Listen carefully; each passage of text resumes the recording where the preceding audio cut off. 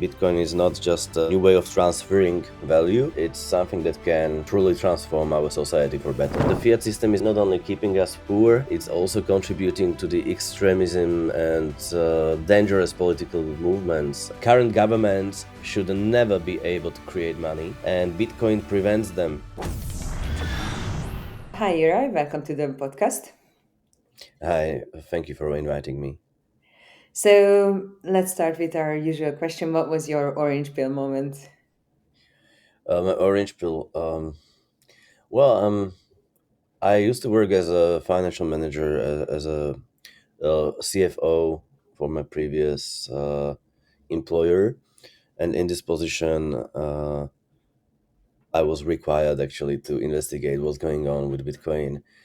You know that there was a local maximum in 2017, but it started already in 2016, and Bitcoin just kept growing up. And my shareholders actually wanted to understand why, and that's why I was tasked with this. And because it was a real task, I really dedicated a lot of time to understand it. And once you see it, you can never unsee it. You know, that's why it's called Orange Pill, because it's just like in Matrix. And that was it for me. I understood that Bitcoin is not just a new way of or new way of transferring value, but I understood that it's something that can truly transform our society for better. Yeah, it's very interesting as like someone in like traditional finance. When you dive deep into Bitcoin, you have like two options. You either gonna like hate Bitcoin and then not even gonna touch it at all, or or you're gonna like just I don't know, like go 100% in it and then never look back to traditional Well, finance. and there is a very simple answer to that, and it's on which side of the so-called Cantillon effect you stand. So when the new money, new fiat money is created, do you profit from that situation, or do you stand aside?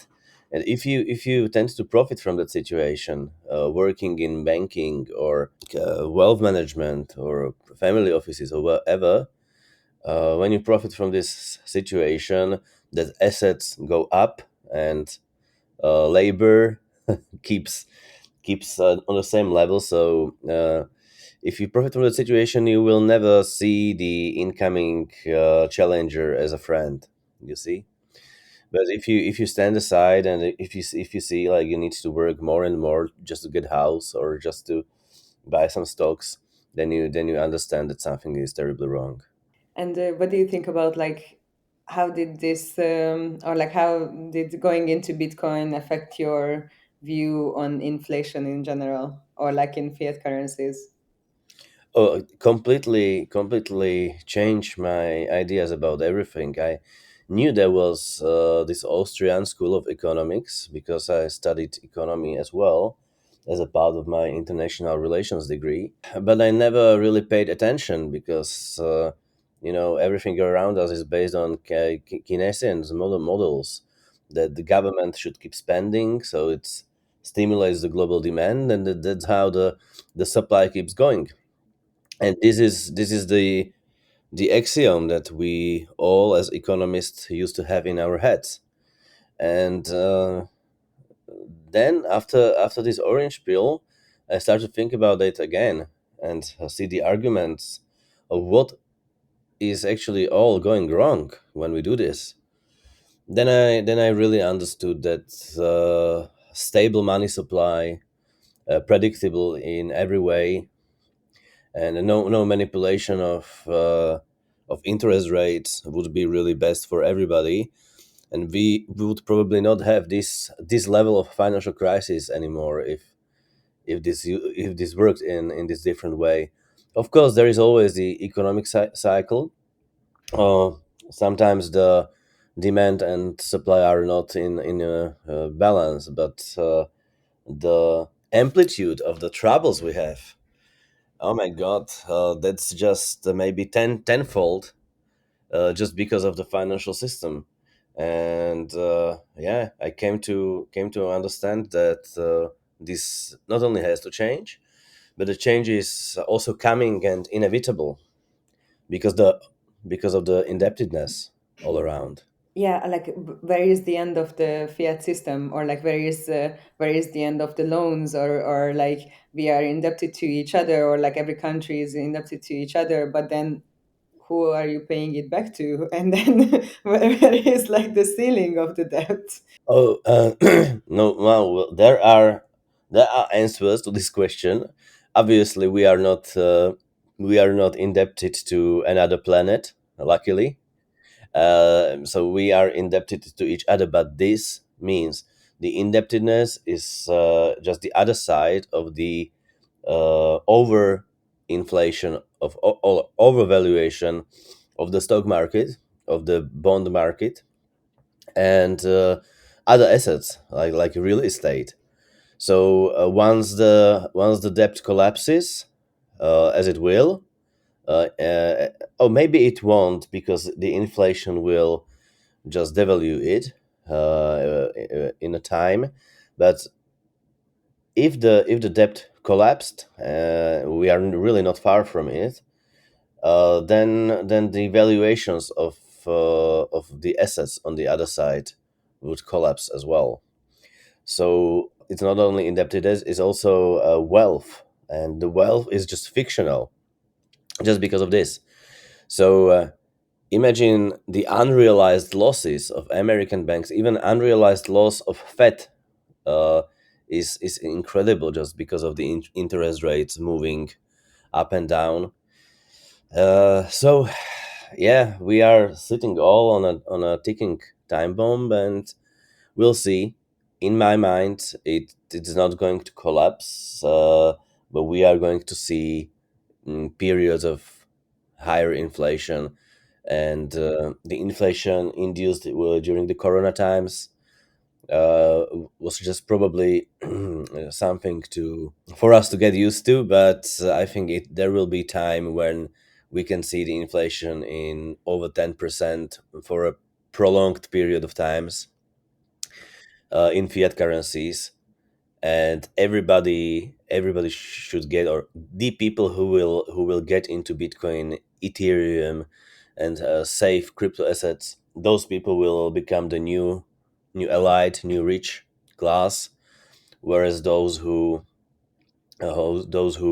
held their positions in fiat valued assets, they will go down, and those who just work and don't have any assets, they will stay where they are, and in time their situation will improve because their work will be better valued in a deflational model of society. Mm. Yeah, I mean, like inflation is always, as like how now society works, inflation is always like hurting the poorest. So like it's very hard to actually like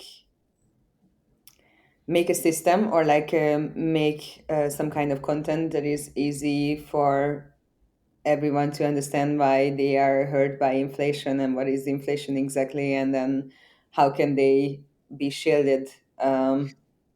Well, but it's not something that you can really explain because it's not true. If you look at it, in the third world, in the global south, you have so many so-called unbanked people. It's established that is around 2 billion of people who don't have any access to financial services because in their countries or in their regions, it just doesn't pay off to build a banking infrastructure, which is costly, really costly, and that means they need to use local cash. Local cash is worthless, and it's devalued terribly every year.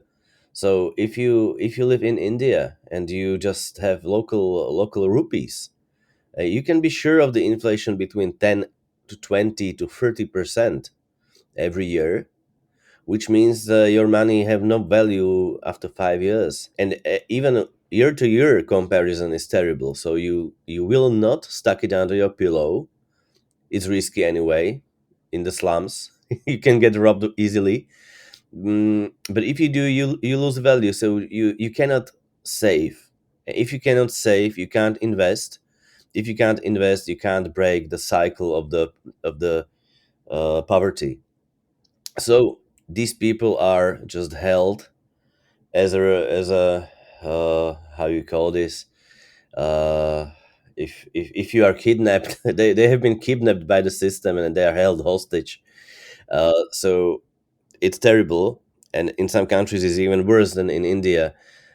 So for these people, Bitcoin, even in the current situation when it can lose 30, 40, 50% of value from the maximum, it's just from the dollar or euro based maximum from their local currency. Even after this decline, it can still be pretty much up. So yeah, they are the inflation is not helping them, and because the inflation works to divide the society between the rich and the poor, and who stays under the line will hardly get from there. The problem, though, is that currently the middle class is really getting weaker and weaker, is vanishing, and more people are getting under the line, and that's why we have these extremist political movements. So again, the fiat system is not only keeping us poor, it's also contributing to the extremism and dangerous political movements, authoritarianism, and luckily we have Bitcoin. And after a certain time, the situation will start developing in unexpected ways, I would say. Do you see that these people who you just mentioned that are held hostage by the fiat situation are going to like end up entering the crypto market in the next few years? Mm, Theoretically, and it's happening, and there are many Bitcoin evangelists running around the world, setting up communities in Africa, in Latin America. Of course, there are communities like Roatan, for example, or other places which are completely not only Bitcoin friendly, but which are really Bitcoin centered. And so for a local community to run on Bitcoin Lightning Network, they just need basically they just need one computer in the whole village connected to internet through satellite, and they can run their own local exchange just through Bluetooth. So they don't even need to have internet in every mobile phone to be able to completely sustain themselves with Bitcoin. And that's so simple technically that I can't see any way how this can not proceed, how this would not proceed. It will. And stablecoins, that's another thing that will make it even more easy, and it's already doing it, because as everywhere, people still don't understand Bitcoin. Maybe they don't trust it yet, so it goes slowly. But if a currency, if the if the token they use is backed by US dollar, the US dollar has impeccable reputation despite of really dangers inside of it. So the people in Africa, in Latin America, use the dollar stablecoin more and more, and the market is exploding now. But they will also transfer some of that to Bitcoin, I think. So what are like do you think the main fears or like misconceptions of these newcomers when they first approach crypto? I think that's the same. The things they are used to from the fiat system they've been living in. That's the same as here. And well, misconceptions of people in the global south, that's one thing, but another thing is misconception of us here in the north. And by that, of course, I generalize very much, but imagine just a few months ago or 1 year ago, Jamie Dimon, the CEO of the biggest ever bank in America, and I think it's JP Morgan Chase, maybe I'm not, I hope I'm not wrong, but the CEO of such a large bank came to the TV and said, "Well, and what if Satoshi comes back and turns off Bitcoin?" and I was amazed. How can a guy who is in charge of the largest financial institution in the world, or one of the largest, have such a limited knowledge of something he criticizes on public? So it was really an eye opener, and it can tell everyone that the financial professionals who are against Bitcoin are usually very poorly informed. So and this may be one of the misconceptions that the public has as well. So if they don't understand the blockchain technology and the theory of games, which is enforcing the correct, verification of transaction and creation of blocks, then they may believe that it's just some kind of computer token that can be maybe copied or stolen easily. And if they don't have time to understand it, then that's something they may believe. Mhm. But is it like, do you think that he doesn't understand, or do you think it's more like propaganda that like he creates fear in the market, and then Hmm. maybe it's Yeah, money? well, I think it's a good question, but I think in this case, in this particular case, it's more about a real lack of information and lack of education on the topic. Because, yeah, of course, spreading propaganda, you would like to root your propaganda in something real, Mm-hmm. so that don't really look stupid in the end. And that's why the propaganda usually says, well, Bitcoin has been used by criminals. Well, of course, every sort of money is used by criminals, just as by everybody else. That's why it's money. And but it has something to it. So if they say it doesn't look like they are completely stupid. It just, you have this feeling that they are overstating something. It's difficult to explain to general public. Or if they say, well, Bitcoin is terribly volatile, you can't really use it as a storage of value. Okay, you can start discussing the decrease of the volatility and its correlation, reversed correlation to capitalization of the market. But it's not something you can really explain to the public again so easily. So this would be good propaganda. If I were Jamie Dimon, I would I would look at these. Saying that Satoshi will come and turn off the network is just making himself laughable. Mm-hmm. Mm, that isn't it? Yeah. Yeah. So do you think that the average person actually wants to be their own bank, or is that just like our kind of like dream in the community? Uh, okay, and that's another good question. Yeah, definitely not. Not every person wants to be their own bank, and I would really think about it myself if I wanted to be my own bank. At least for every case.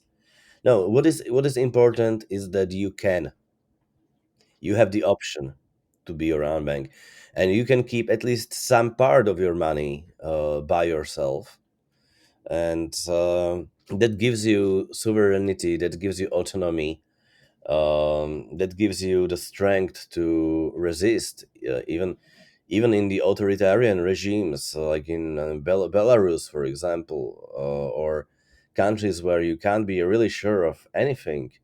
If you know that you are sitting on your own Bitcoin, nobody knows about it, and you have it under passphrase, and you remember the seed by your heart, by the way.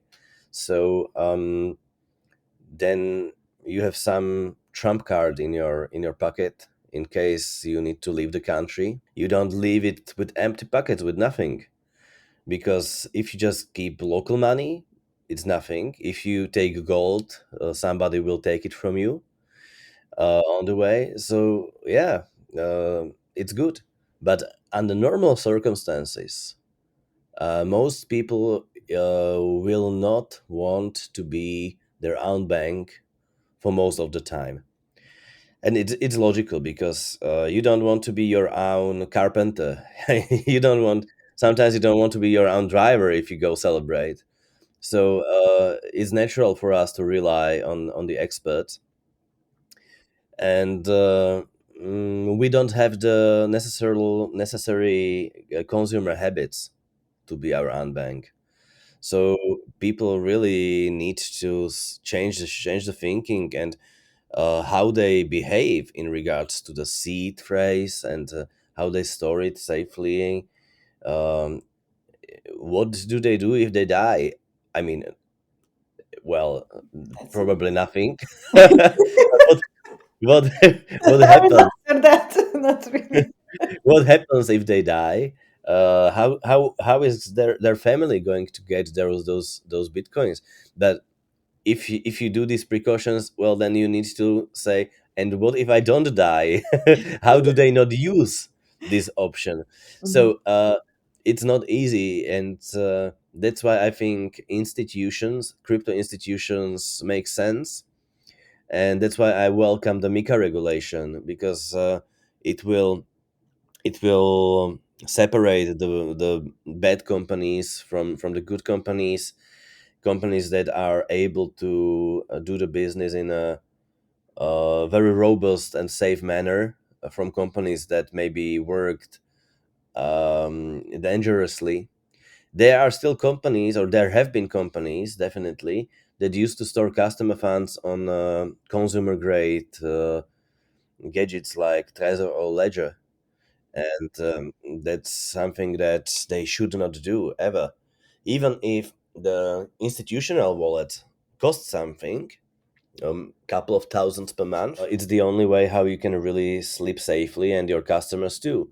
So MiCA regulation coming in place will create a market for trusted counterparties, and people will have the option to store some money through these companies, store some crypto through these companies, and maybe some of them will proceed slowly to educate themselves and keep some crypto also by themselves. I will be very happy if this community will grow. So what's like okay now right now like MiCA regulation is making it easier for like Europeans to actually pick like a trusted Yeah. crypto solution for their options, but like if you are not in Europe, then how do you make sure that you actually like pick an exchange or like a wallet that can be trusted? Because for example like FTX or like MTGOX and all these scandals like previously, like they were kind of big, and then we all thought that it's too big to fail, but then in the end they were shady. Empty Gox, Or they got that hacked. was a case of the low technological safety at that moment of time. That was really long time ago, and there were no institutional grade wallets at that moment. I'm not sure if they even used Trezor or something like that, or any hardware wallets, because they were new at that time, not so widespread. And if they run, I have not really thought about empty gogs very much. I don't know, but if they ran the whole business on wallets dot in Bitcoin Core software, and somehow they just encrypted it by a simple password, that's terrible. But that was the time.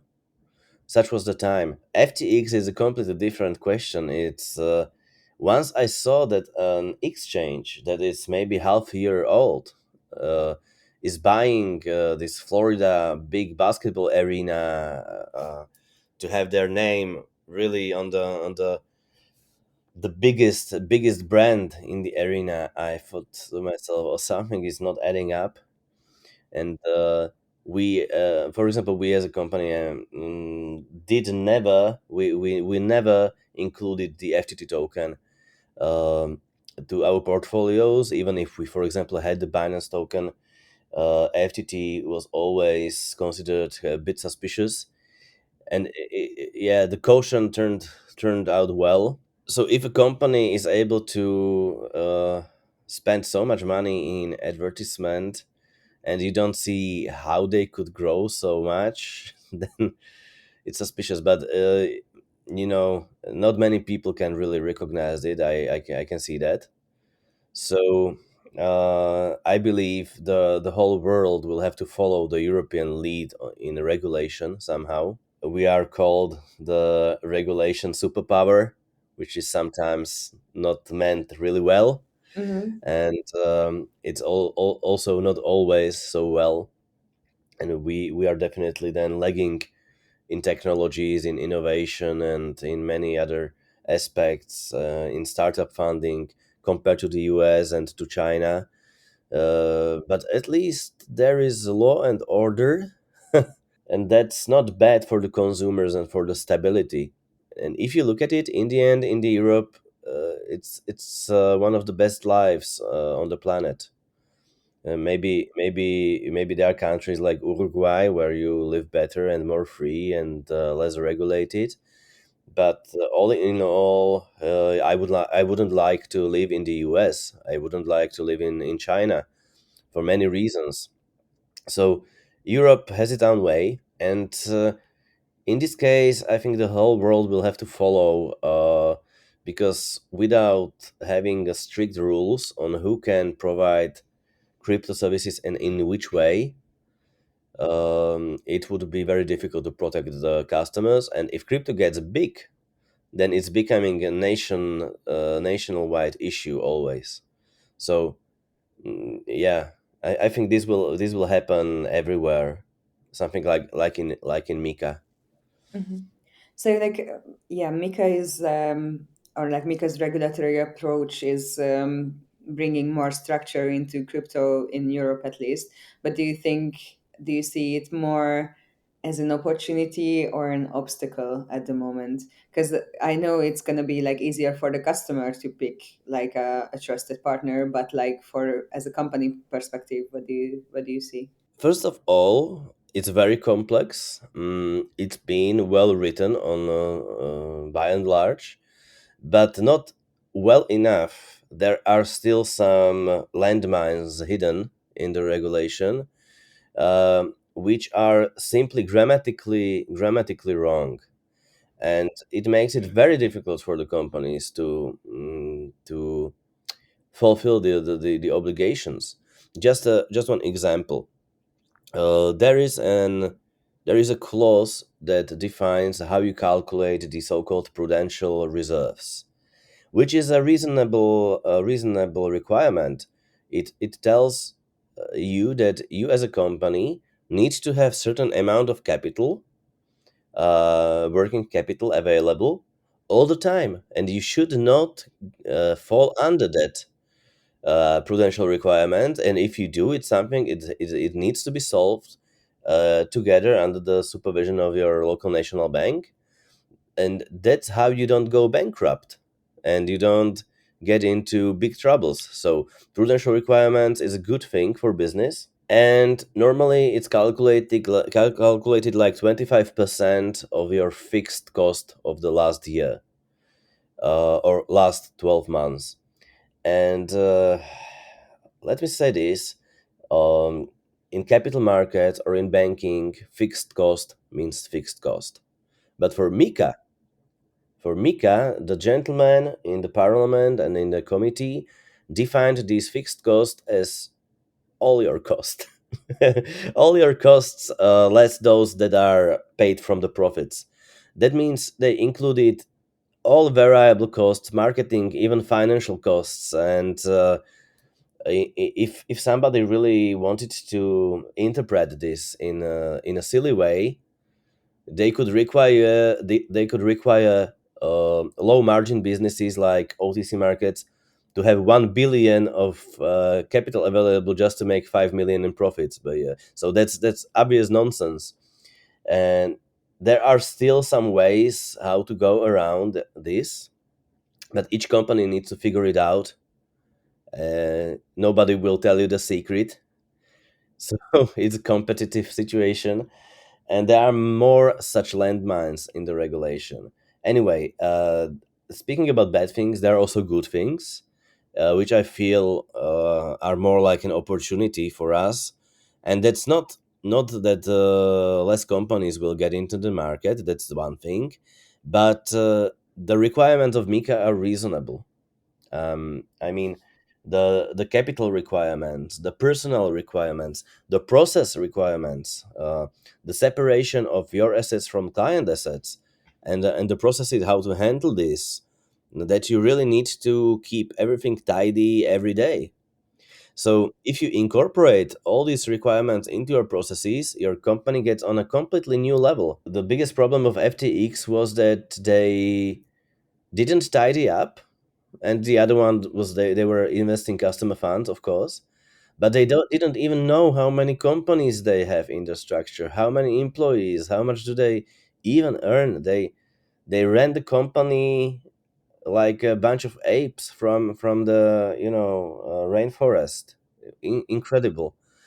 And MiCA gives you complete opposite. It gives you a complete order, complete set of processes that you need to follow no matter what. And I feel that my company has been upgraded by incorporating all these MiCA standards. So I'm happy for that, actually, even if it's been very, very difficult. But I'm happy to say that we overcame all the obstacles, and we are just expecting the license in the next days to be issued. So when it happens, we will celebrate, and you will definitely see it somewhere on the internet how we celebrate in Slovakia. Yeah, I'm sure it's been a long process because I have some friends who are still like working on the licensing, and then they just got another extension to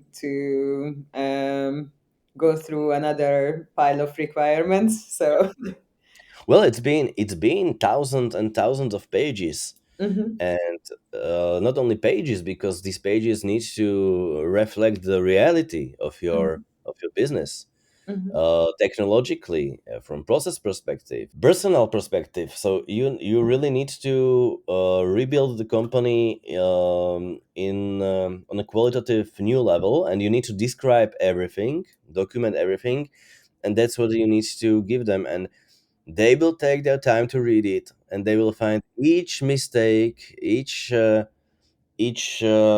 inconsistency, and call you out on that. So in a way, it's fantastic opportunity to make your business better. So, as someone who is about to have a license, how do you balance like the compliance part with the original ideas of crypto? Because in crypto in general, we are not really like friendly with KYC, let's just say. So, what do you think about that? Well, I hmm, that's a thing of how we perceive the state. And in Europe, there is quite some experience with governments becoming our enemies, and especially in our part of the world, Central Europe. We had this, in Austrian Hungarian times, there were these public notaries who started including the religious participation to every child that's been born, just to their registers. And if it's Christian, if it's Catholic, Protestant, if it's Jewish, and they never suspected that after 50 years of doing this, all these records would be used to exterminate people. hmm You know, so yeah, it's very difficult to say which specific records can be dangerous later. And I completely understand the fear of the community and of Bitcoiners in regards to KYC. Nevertheless, the society as such, and our law system, our legal system, uh, is based on things that cannot work without proper identification and verification. If nobody knows whose car is it, which you are driving, then you can really complain it's been stolen, because you can't prove it was your car in the first place. And that's the same with with your house. If there was no register of real estate, and your house is somehow stolen by some strong man, um, you can't really complain to anybody, because nobody can really see if it was really yours. So these are the things of how crypto is and isn't compatible with our inherited legal system. And my mind is that most of the time the KYC data is necessary for crypto to be integrated into the society. But in case that the society would go a very, very wrong way, it's good to have some crypto that you acquired in a private way. And that's why I'm quite happy that the private cryptocurrencies like Monero has not been really outlawed. Uh, it's just very difficult to get to them in the European Union. Nevertheless, if many people feel the state and the government is okay, they would use KYC. But if they start feeling the government is getting really fascist all around Europe, more and more people will start to stake in Monero or Dash or Zcash or Bitcoin on Lightning network. So it's more private than on a basic blockchain, and that's our insurance. That's our insurance. So when the state goes bad, we have the other option, and maybe they can come for the KYC funds. It's still going to be very difficult for them to enforce. You just send it away through a sort of a mixer, or you send it through to a Bitcoin Lightning network, and they will never be able to prove if the funds ended with you or with another person, and you can always claim it's not yours anymore. So it's uh, it's something that is solvable, and I don't think the KYC is our biggest problem. No, I think it's quite helpful many times for exactly for those people who don't want to be their own bank. It's very useful to do the KYC because as a company we've experienced many attempts to steal one's funds by pretending to be them. It's just that the hackers, or it's not always hackers, it can be family members. Hmm. Many times family members impersonate their grandma or grandpa and get into the account and try to change the bank account for the withdrawal and take the money. So strict KYC requirement is what is preventing all these things from happening. So maybe it's controversial in a Bitcoin community, but I'm more, I'm having more practical business perspective on that. And what do you think? You said that KYC is not our biggest problem. Then what is our biggest problem in your view? Biggest problem for the Bitcoin community. Hmm. Uh, I think, yeah, the biggest problem is that in order for Bitcoin and crypto to keep growing and keep being more practical, and so is that we need to leave the idea that crypto replaces the whole current system of government and the whole legal system. I know that it's very tempting to feel that now we have self exercising protocols that can create a consensus, but they can create a consensus in a very very small part of the society or the actions in the society, and that is in the transaction in exchange of value. But we do so many things as people which need to be governed by the legal system. We don't have those protocols anyway, so we need to live in the society as it is. We need to try to improve the society as it is. We can't stand aside with our bitcoins and keep away from elections just to tell everybody that the state is bad. We keep away from elections and make the state become even worse with even worse people running it. And in the end, we may find ourselves fleeing to the Latin America, which is difficult if you have like family members, if you are divorced with kids that you share with your ex-partner. It's difficult, so we need to stay where we are, make the country where we are better, and for that we need to integrate crypto into the current system, make it mingle and make it influence each other. And with time, Bitcoin will prevent governments from issuing so much debt. That's for sure. That will create some earthquakes in the society. There will be so much troubles with the retirement system. There will be blood on the streets anyway. But if we keep insisting that Bitcoin is an anarchistic thing and it's completely parallel to the current society, it will not help anything. So this is our biggest problem, to start thinking practically and not see it black and white, basically. Mhm. Yeah, I think many people, especially with the rise of radicalization, tend to see everything in black and white, and it's like harder to find the bridge between the two parties or like the two sides of the coin. But like both of them are true in some way, so like it's very hard when you only say your own truth and you don't want to see the other person's or like the other group's perspective at all. Tudtad, hogy a Bitcoin bázisnak van egy saját webshopja is? Na ott tényleg minden megtalálható, ami egy bitcoinernek vagy kriptorajongónak kellhet. Hardware tárcák, könyvek, kiegészítők, meg persze néhány menü ajándék is. Nálunk nem csak forinttal, hanem bitcoinon és altcoinokkal is fizethetsz teljesen biztonságosan. Ráadásul, ha bitcoinnal fizetsz, automatikusan 10% kedvezményt kapsz. Szóval, ha legközelebb hardware tárcát keresel, vagy meglepnél magad valami kriptós cuccal, nézd be a bitcoinbázis.hu/shop oldalra, mert így nem csak magadnak, hanem a podcastnak is segítesz. And how do you think AI will influence that, or do you think AI will influence this at all? Yeah, that's a mighty topic, which I'm not really prepared for. Okay. Well, AI will influence everything. That's one thing that we know for sure. But crypto is not the first thing that is going to be influenced by AI.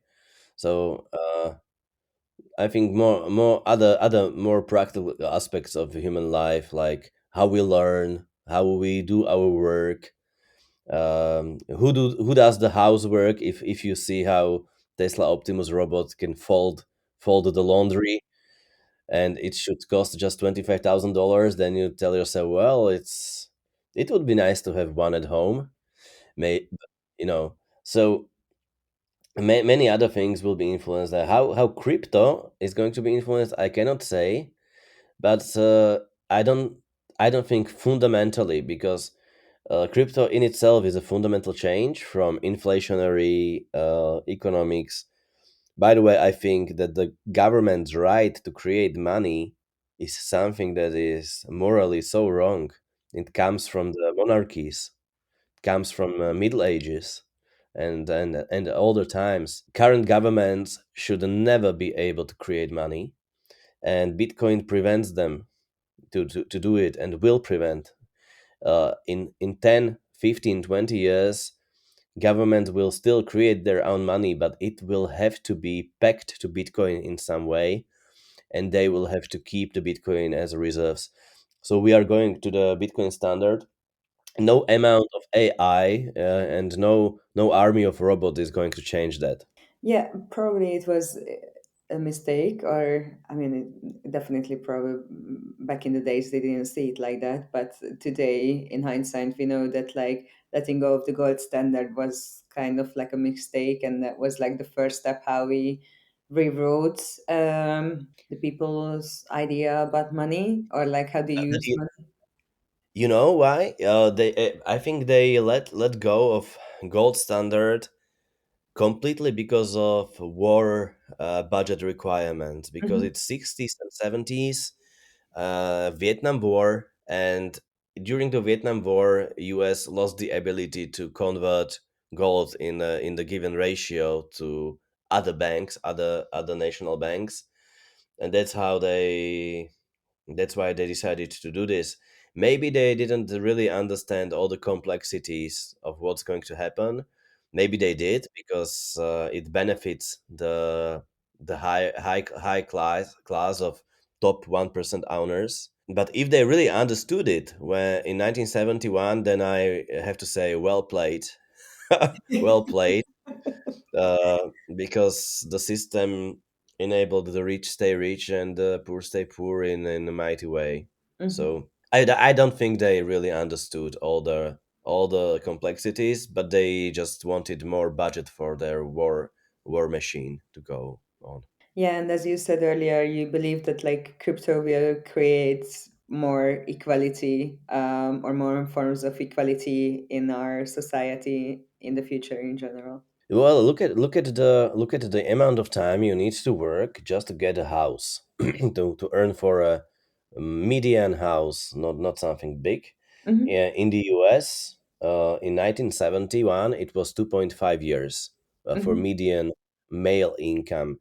At that time, women mostly stayed at home with kids, which of course had its pros and cons. And but the pros was there was a bigger natality, and there were more kids per woman. And after that, it was no longer possible to keep the family from one income. And of course, it went together with the cultural change of freedom to choose. But currently, it's not even about two people. In the US, you need to have three people income to sustain a home. So that's why you have polyamory trend going on, and other ways of living. Uh-huh. But no, now it takes more than 7 years, more than 8 years actually, to earn for a house, which is almost four times, more than three times more than 50 years ago. And what does it say about our civilization, about our technical progress, technologies? Well, with technologies going on, everything should be cheaper and cheaper compared to our work as a people, but it's not. So these things will go away once fiat currencies are pegged to Bitcoin, and the trend will reverse. That's how I meant it. So like the real value of money will kind of Yeah. like correlate with your actual work. Yes. Yeah. The real wages in the US, but also in other parts of the world. But US is the first economy in the world, the strongest one. And in this economy, the real wages have not grown since 1971. That's amazing. And you can actually look at it. There is a web page called WTF happened in 1971.com, and you have so many charts, and you have sources there, and you can look into it, and you see that those guys from the 1970 sitcoms in the US lived so much better life than anybody today in the US after 50 years. Hmm. And that's the strongest economy in the world. So something funny is happening with the financial system, and the orange pill will hopefully set us free. What do you think the next like revolutionary use of crypto will be beyond money itself? Well, I have a couple of potential ideas about that. First of all, there are classical use cases wherever you need trust in the records. So, in my opinion, we should work together to get the government expenses be recorded on a blockchain. So, government should not send money over the legacy banking system in future, but should always use transparent blockchain technology. With each transfer, they should accompany the information of which contract and which order it's being related to, and it's that so that it can be analyzed by machines by the big data analysis. So it would be much more transparent in that way, and more difficult to hide nasty things. Then the question of things like real estate register and similar, I'm not quite sure about that, because you need to see that crypto is a bearer's asset. You confirm the ownership by owning the key, or not owning, by having the key at your disposal. That's all. You don't even have to have. If you just stole the key, you stole the key, and it would be very difficult to prevent misuse. So I'm not sure about that, but crypto can connect the society in a different way than you are connected in classical social networks. So where I see crypto in the broadest sense, a very nice application is Nostr protocol. So nodes and other stuff transferred through relays. It's Nostr, and it's a way how you own your identity in social networks, and you don't allow your feed to be governed by other algorithms. You don't become product yourself that the social network company monetizes, but you become the owner of your own identity in the social network space by this protocol. It's not crypto, there is no token actually, but it still uses the cryptographical technology, public and private key. So that's one of the most revolutionary things, I think. And maybe I would say there will be applications in future where people will be able to dedicate their trust to one another by signing some trust transactions, and we will be able to see who in the society is actually, or the trust in the society can be weighted, and that can be used for other references in future, like politics or whatever. But there will be many things, but it will take decades. Yeah, yeah, and I assume that like the governments would want to resist these kind of changes in general. Yeah, they need to happen. The changes need to happen in a way that is irresistible. There was many fears that crypto is going to be banned, and that's what I used to hear from people from the financial space and from the normal people. Well, maybe it's a good idea, but they will ban it because it's a good idea. No, always said no way, because if we still have some democracy going on and many people are using it and want to use it, it's still an electional group. It's still voters, and it will be very difficult to ban something like that. So, and that's why the governments did not ban it. They tried in South Korea. I remember it was 2017 or 18. They tried to ban crypto in South Korea, and after 1 week of backlash, when they understood that 20% of people already have crypto in that particular country, which is very technologically advanced, they issued completely different statement saying that it was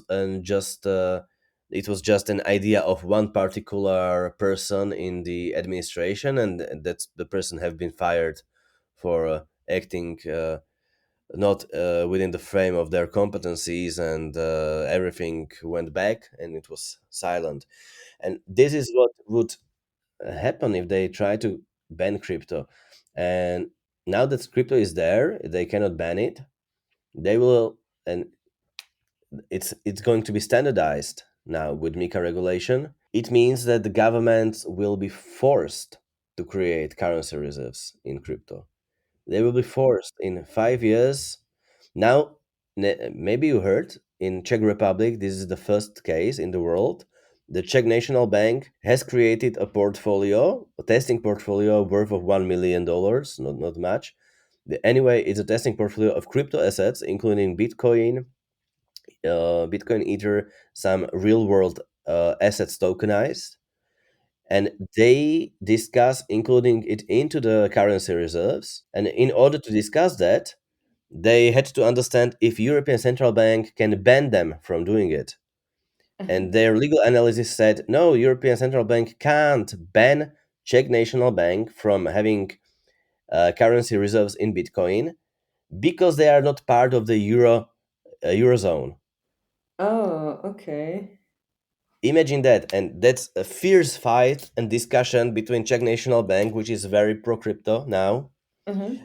and the European Central Bank, which There have been calls between the head of the ECB and Aleš Mikl, the head of the Czech National Bank, and the Czech stood their ground, and they are now the first national bank in the world owning crypto officially. Wow, that's So yeah, that's amazing, and that's cool. other countries will follow. Yeah, So hopefully. it's a one way street. It's a one way street. That's what we all know, right? It's a one way street.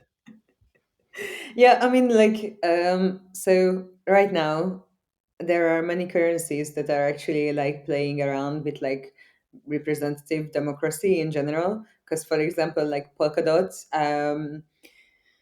is one of the chains that are actually like using this governance and voting system that allows you to actually like give your vote and give a weighted vote, and then even like take away your voting power from your elected DAO or representative that you picked for yourself to be represented by.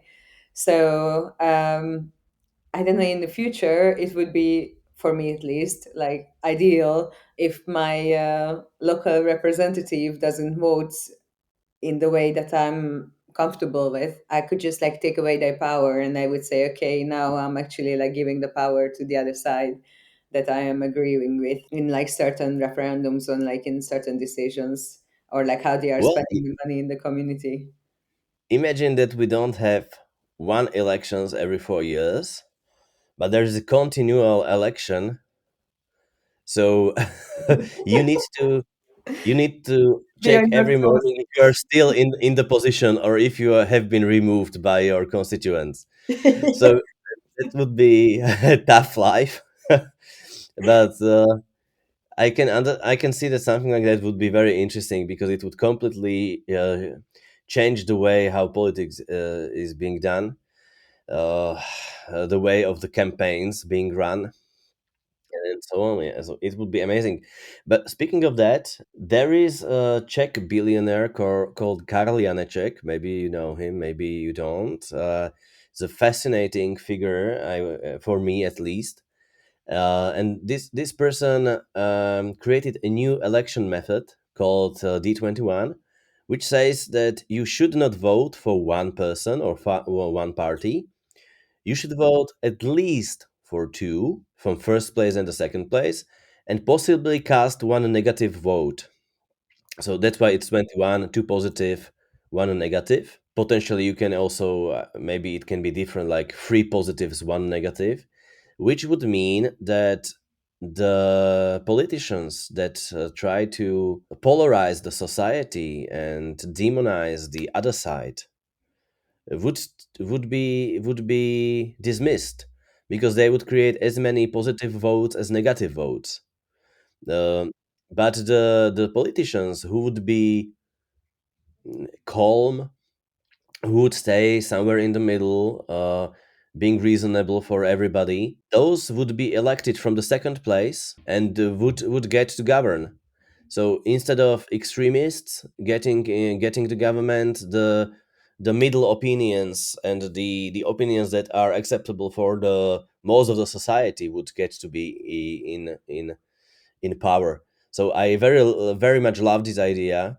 It's been tested in some elections, like in, for example, in election in Chicago, where they elected for the mayor in this way. And I hope that this election method will proceed. And it's not really close related to crypto, but if you really connected with the governing models, such as in Polkadot, you can get a completely new and modern system, which can improve the society in many ways. In Hungary, there is probably a strong polarization in the society, just as in Slovakia, just as in Poland. This election method would probably help us to find a way to talk to each other, from one side of the river to the other side of the river, find the bridges.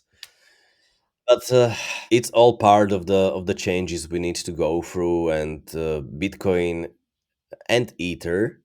I I I'm not a Bitcoinist. I also respect Ethereum very much. So these assets will lead the way of the changes in the society. Mhm. So if like, okay, like let's imagine that crypto vanished tomorrow, like this is one part of its like spirits that you would say that you would carry forward. If crypto vanishes tomorrow, uh, maybe I don't understand the question. No, no, Sorry. like if crypto vanished tomorrow, like for example, let's imagine that there is no more like cryptocurrencies in general, but there is like one spirit that we can carry with us, then this is like probably one of them, being like transparent in a way, and then making kind of like more informed decisions. Or what would you say that what spirit would you carry forward from Mm, crypto? I'm. I think the spirit of freedom and responsible decisions is one thing, but it's not been part of our society in majority, I would say, and it will not be from one day to another. There are countries which are better, countries which are more free and more responsible, which tend to get higher places in the, for example, in the Freedom House Index called Freedom of the World. Countries like Iceland, Finland, Switzerland, where people seem to make knowledgeable and informed decisions. But it takes centuries to develop that consciousness. Now there has been a referendum in Switzerland about the inheritance tax.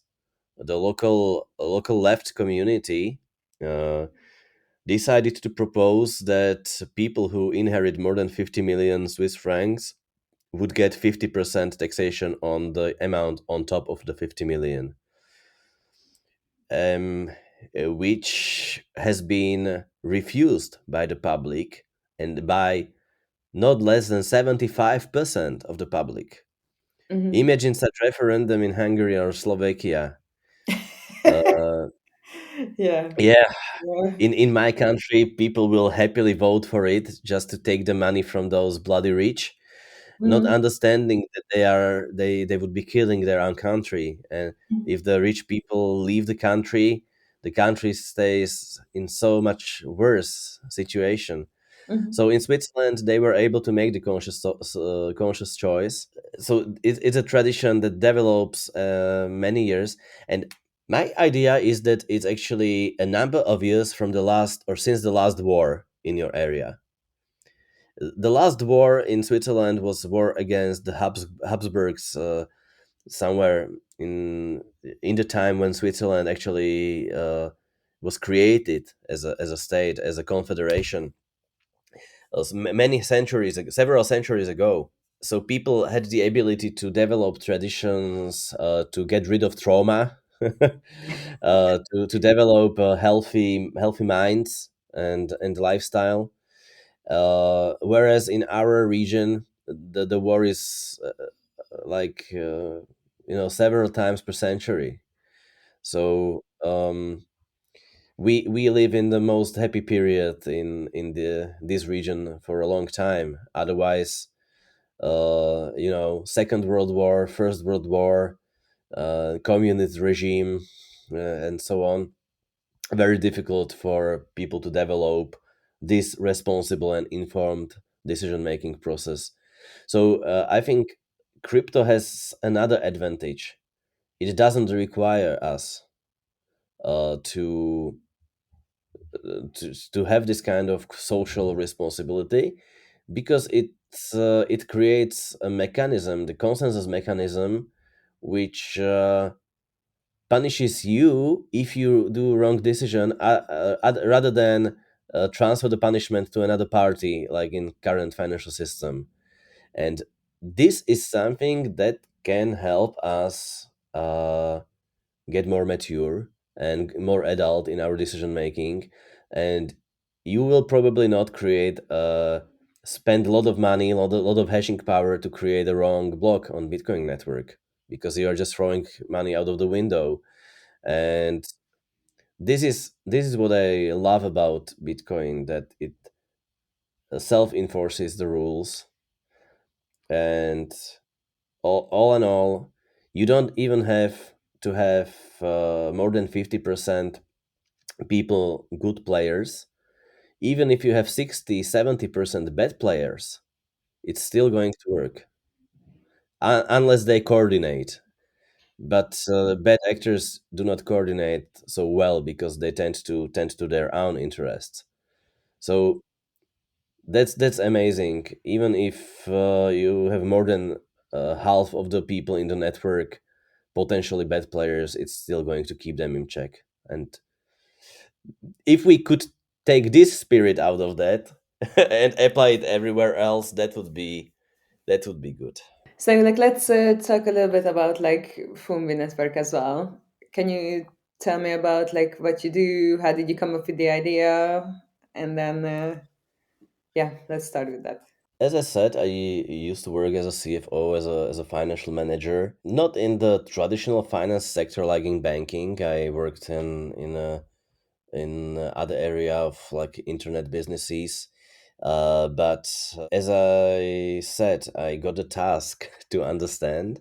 Once I understood, I no longer wanted to work as a CFO, and I rather wanted to create a crypto company. So I came to my employers and to discuss this with them, and they became my first backers, first shareholders. So the main investor from the seed phase is Basic Ventures, the Swiss small family office I used to work for before, and they helped me set up the company. And I started to think about the company in 2017 and was only able to launch the first product in 2019, which was exactly in the middle of the crypto crisis. Bitcoin went down from $20,000 to like 3,000. And that's when we launched the product, right in the middle of the worst situation on the market, which was very lucky because since that moment, it only went up. Yeah. Right? And that's how we were able in 2019, 2020 to grow and to persuade other investors that we are able to grow and the crypto is going to grow. It's not that. You see, it's reversed. And the people who invested in Fumbi after our first campaigns earned a lot of money. And I'm talking about general public, the so-called early majority, because Fumbi has been um, established in order to help the general public, the retail public, the normal consumers to invest in crypto rather than experts. We are not a company for experts. We are helping hand for those who would not invest in crypto themselves because of so many questions, like which crypto should I buy, where I should buy it, how should I store it, should I think about a portfolio, how would I maintain it.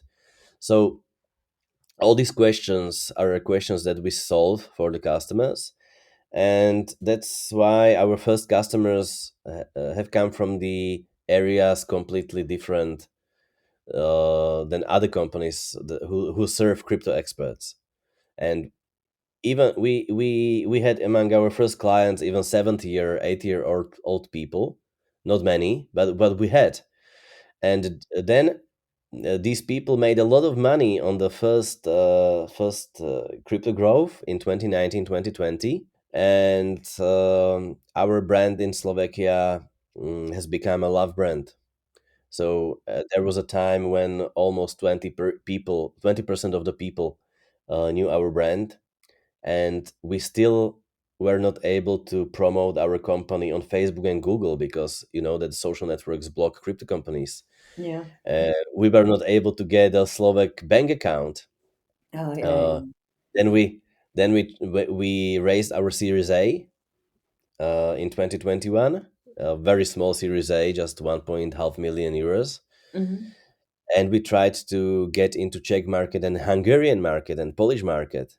Oh, really? Uh, Yeah, but we understood that getting a bank account in Hungarian forints, It's there is no impossible. way, Yeah. no way. Even if the banks didn't even start asking about crypto, for the banks in Hungary, it was enough that the owner of the company is outside of Hungary. Even if we had one director from Hungary, it was still a problem to open a bank account just because we were a foreign owners. And then there were maybe two or three banks who were even able to talk to us, and they obviously stopped when they heard crypto. So a banking system was a biggest trouble. Lucky in the eurozone, it's better. So we survived, but this was our unsuccessful attempt to become very big in these countries. But we still got some customers, and we are proud to have Hungarian and Czech and Polish customers in Fumbi, even now. So that was interesting times. And then in 2022, there was a crisis, Ukraine crisis, investment crisis, FTX, Celsius, and again there was a very difficult, critical time for our company. We had to manage in these unfavorable conditions, and of course that was a time when nobody would invest in a crypto company, so we had to become self-sustainable. So we also got this lesson in crisis management, and we emerged as a profitable company in the end, and started working on MiCA. Hopefully in January we will be passported as a MiCA regulated company to Hungary, Czech Republic, and Poland, and we will start again on a much better basis, on a much stronger foundation currently. So, uh, but back to your question, we do portfolio management as an investment service. So we have many portfolios which are designed for particular investment ideas, like Fumbi Index, which is something like S&P 500 in US stocks. It creates an index of top 25 cryptocurrencies after exclusion of some, because there have to be criteria.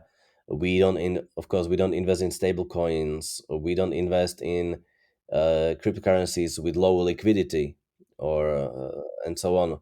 So the algorithm takes the first 25 cryptocurrencies that meet the criteria, and then they are rebalanced on daily basis based on their market capitalization. So it's a product which says if crypto grows, your investment grows in the same rate. You don't need to think about which crypto to buy. And then we have a portfolio called Bitcoin and Gold, where you just keep Bitcoin and PEX Gold token, rebalanced 50 to 50. Currently, it's one of the most interesting and successful products in the last 1.5 year, because Bitcoin is going up and down, but gold is also very successful. So it decreases the volatility, and it decreases the downfalls of the investment.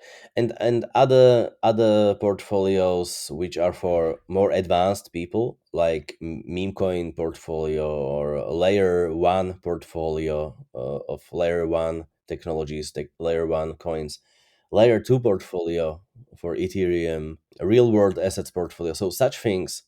And now, starting in January, under MiCA license, we will add advisory, portfolio management, and Fumbi will also have its own non-custodial wallet in the app, where you will be able to create your own keys, or you will be able to connect your hardware wallet or MetaMask, and you will be able to interact between the custodial and the non-custodial regime. This will be very interesting, maybe a unique thing in the world as it is now. Yeah, that's actually sounds very interesting. Like I'm excited to see how you're gonna make that happen. To be honest, because like custodial and non-custodial way is like two very different way of like storing coins, and then especially when it comes to these portfolios, it must be very like IT heavy that you are working on right now.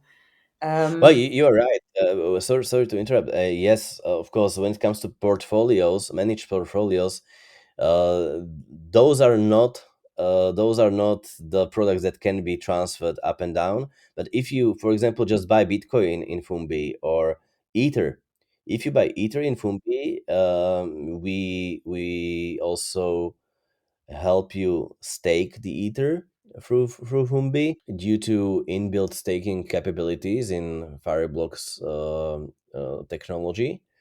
And then you decide to take the Ether to your own wallet or part of it.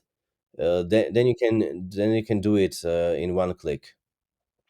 So very simple. And the same for the other way around. You know that the MiCA regulation puts serious restrictions on transfer of assets from the CASP, from the crypto asset service provider. If we you don't No, oh so I didn't know. you know there is something called, so let me explain. There is something called travel rule.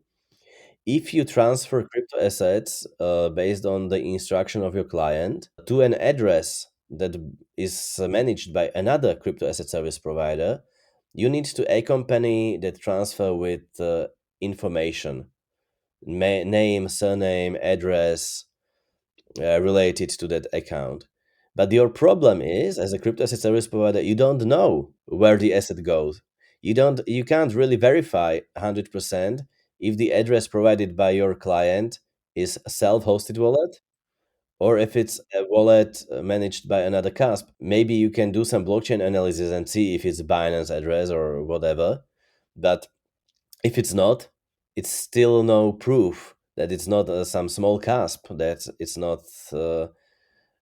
included in the chain analysis view, for example. And then you can easily get basically punished by the regulators that you don't have sufficient proofs.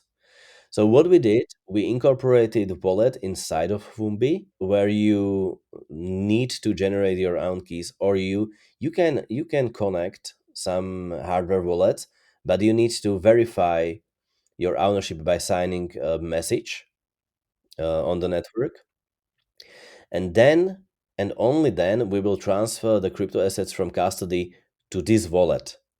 Hmm. So we have 100% proof it's self-hosted. Then, in the second step, you can transfer it anywhere you want because it's already in your self-hosted management. So this is a system how to circumvent the obstacles provided by the imperfections of MiCA. Hmm. And okay, might I ask, do you have like some kind of like portfolio management fee, or like is there like anything that is regarding the price that you can discuss with me? Yeah, well, yeah, we have several different fees which are applied in different situations. Normally, we have a small exchange fee at the deposit, which is, yeah, it's quite lower. It's under 1%, not much. In many cases, it's actually zero. And then there is a portfolio management fee. You pay always 1 year in advance, and that's starting somewhere 2% to 4%, depending on the situation. And it can be expensive if the market really goes down because we need to sustain the company. But as it goes up, then the portfolio fees tend to get smaller. So there is a smart price list. Yeah, that's more or less it. And now we are going to provide DeFi services as well, uh, because with MiCA regulation, it's clear which services are regulated, which are not. So we will help you as a client to stake your assets. We will help you lend them on DeFi markets like Aave or Compound. We will have some products where we are going to use your assets in mining pools, not mining, sorry, not mining, liquidity pools on Uniswap or SushiSwap in order to get the liquidity provision fees. And this is a very advanced product. So From these products, we are going to take a percentage of the acquired revenues as a fee. Mhm. And if I sign up to Fumbi, can I do dollar cost averaging as well? Is there an option for that? Yes. In Fumbi, you can top up your credit, and then you can set up an automated dollar cost averaging deposit into any product.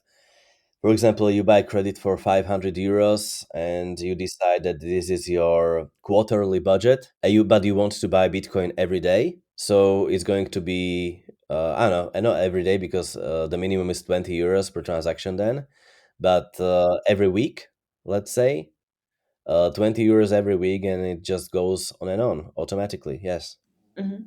Finally, like, what do you think your legacy, like, what do you hope people will remember you for in like 10 or 20 years?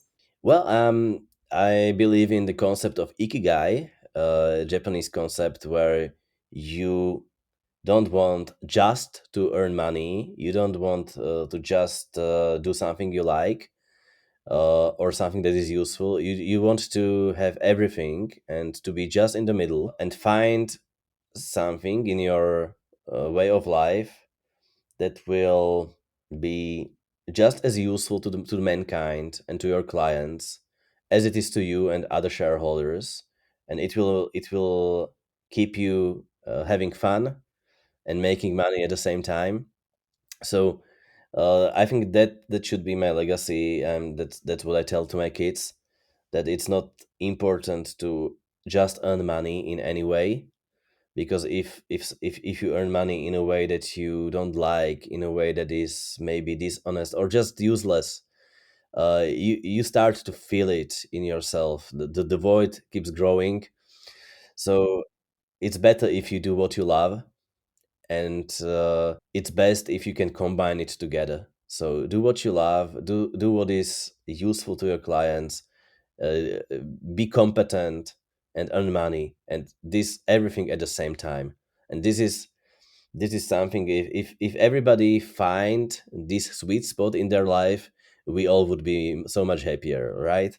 So this is what I want to do, and I hope that in 20 years, when I look back and when my kids and other people will look back, we will be able to say that, yeah, so this worked. Oh, that's so cute. Thank you so much, Shirai, for the conversation and for taking the time and coming to the podcast. I really appreciate this conversation. I think I learned so much, and I'm sure that like our listeners as well will appreciate it, and then will be able to like take away many useful and important information that they haven't been informed about previously. So I wish you luck with the MiCA regulation, or the last part of it, and good celebration when you receive it. And yeah, thank you so much. Thank you for having me, and have a good day. Merry Christmas.